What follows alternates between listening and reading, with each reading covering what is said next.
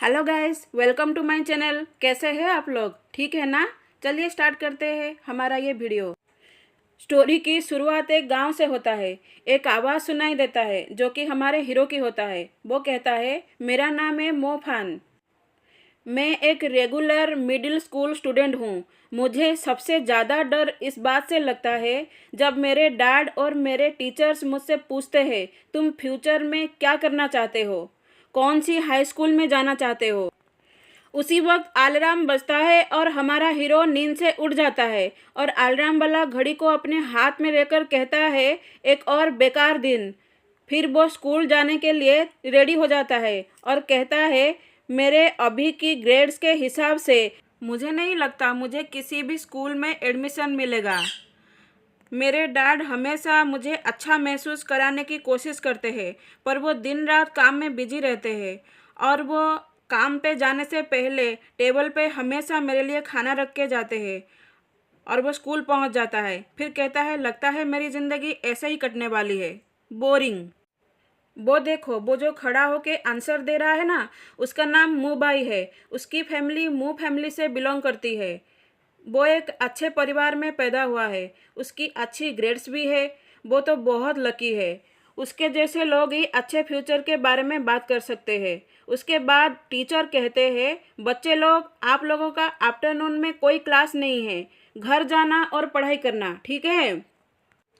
Teacher के जाने के बाद मोफान के पास उसका दोस्त जाऊ हो आता है और कहता है, ब्रदर फान, चलो साथ में चलते हैं। मोफान कहता है, आज के लिए इतना ही काफ़ी है, मैं तुम्हारे साथ नहीं आ सकता। मैंने वो बूढ़ा आदमी यंग को वादा किया था, स्कूल ख़त्म होने के बाद मैं उनसे मिलने आऊँगा। वहाँ पे मोबाई का एक चमचा होता है जिसका नाम झावकॉन है। झावकॉन कहता है, हाँ हाँ जाओ, वैसे भी तुम्हारा ऐसे मार्क के साथ कौन सा हाई स्कूल तुम्हें एडमिशन देगा, आखिर में तुम्हें मोबाई के लिए ही काम करना पड़ेगा। यह सुनकर झाओ गुस्सा हो जाता है और चिल्लाते हुए कहता है, तुम। तभी मोफान उसके कंधे पे हाथ रख के उसे रोक लेता है और कहता है, जाने दो यार, करने दो उन्हें जो भी बकवास करना है, उनके मुंह मत लगो, चलो चलते हैं यहाँ से। फिर वो लोग वहाँ से चले जाते हैं। सीन चेंज होता है, हमें माउंटेन का बैक साइड दिखाया जाता है जो कि बहुत खूबसूरत होता है। मोफैन वहाँ जो घर होता है वहाँ पे जा रहा होता है और सोचता है, मुझे उस बूढ़े आदमी से बहुत जलन होता है। काश मैं भी ऐसे ऑसम और केयर फ्री वातावरण में अपनी ज़िंदगी को बिता पाता। और वो घर में पहुंच जाता है और दरवाज़ा खोल के कहता है, बूढ़े आदमी देखो मैं आ गया। बूढ़े आदमी के आवाज़ आता है और वो कांपते कांपते कहता है, मोफेन आओ, मैं यहाँ पीछे हूँ।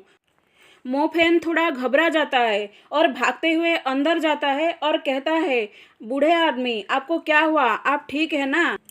आप वहाँ से हिलना मत, मैं आ रहा हूँ। और वो बूढ़े आदमी के पास आता है, उन्हें पानी देता है और कहता है, ये लीजिए पानी और पी लीजिए। बूढ़े आदमी पानी लेते हुए कहते हैं, तुम ही यहाँ अकेले इंसान हो जो यहाँ मेरे ख्याल रखने के लिए आते हो। तुम्हारे अलावा यहाँ इस बूढ़े का ख्याल रखने कोई नहीं आता। बूढ़े आदमी की बात सुन के मोफैन हंसते हुए कहता है, अरे बूढ़े आदमी, आप भी क्या बात कर रहे हैं, चलिए अब हम उस इंटरेस्टिंग चीज़ के बारे में बात करते हैं। बूढ़ा आदमी खांसते हुए कहते हैं, क्या तुम उस बारे में बात कर रहे हो जो मैं हर वक्त बकवास करता रहता हूँ? मोफैन कहता है, हाँ, आपने कहा था ना, हमारे दुनिया के अलावा एक और दुनिया है जिसे मैजिक वर्ल्ड कहा जाता है। उस वक्त बूढ़े आदमी को बहुत ज़ोर से खांसी आती है और वो खांसने लगते हैं और उनके मुंह से खून भी निकलने लगता है। मोफैन बहुत ज़ोर से घबरा कर बोलता है, अरे बूढ़े आदमी आपको क्या हुआ, आप ठीक है ना?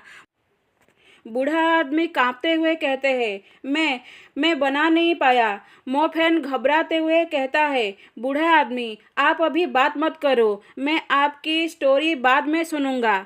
अभी हमारे पास टाइम नहीं है, हमें पहले एम्बुलेंस को बुला लेना चाहिए।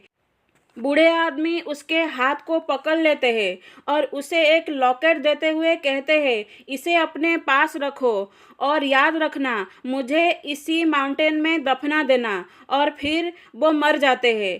फिर मोफन चिल्ला चिल्ला कर बूढ़े आदमी को उठाने की कोशिश करता है और कहता है, बूढ़े आदमी उठ जाओ। पर बूढ़े आदमी तो मर गए हैं ना। तो मोफेन उन्हें उसी माउंटेन में दफना देता है, एक पेड़ के पास उनकी ग्रेव बनाता है और हाथ जोड़ के कहता है, बूढ़े आदमी, मैं उम्मीद करता हूँ आप वहाँ दूसरी दुनिया में खुशी खुशी रहेंगे। उसके बाद वो उस लॉकेट को देखते हुए कहता है, वो बूढ़े आदमी हमेशा कहते थे, ये पेंडेंट एक डिवाइन लेवल का आर्टिफैक्ट है और ये हजारों साल पुराना है, पर मैं इसे कैसे भी देख लूँ, मुझे ये इतने साल पुराना तो नहीं लगता। चलो जो भी हो, अब तो बहुत लेट हो गया है, चलो घर जाते हैं। उसके बाद वो घर आ जाता है और उस लॉकेट को पहनकर अपने बेड पे सोने के लिए जाता है। लाइट बंद करते हुए कहता है, कल मेरी सुबह की क्लास है, अब मुझे सो जाना चाहिए। और वो लाइट बंद करके सो जाता है। उसके सोने के बाद वो लॉकेट चमकने लगता है। उसके बाद ऐसे लाइट जैसा कुछ आसमान से निकलता है, ऐसे फोटो देख लीजिए आप लोग यहाँ।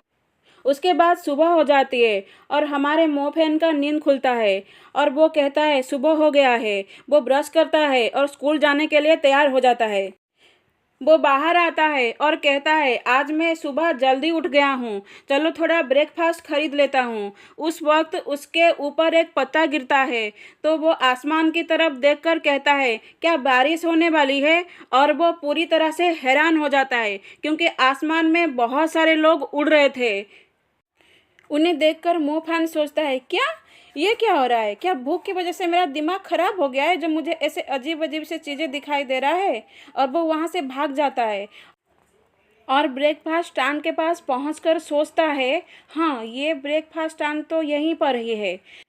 तभी वहाँ एक आदमी कहता है, क्या आप जल्दी ब्रेकफास्ट बनाएंगे या मैं कोई दूसरी स्टैंड के पास चला जाऊँ। तभी मोफेन कहता है, ये क्या हो रहा है यहाँ पे।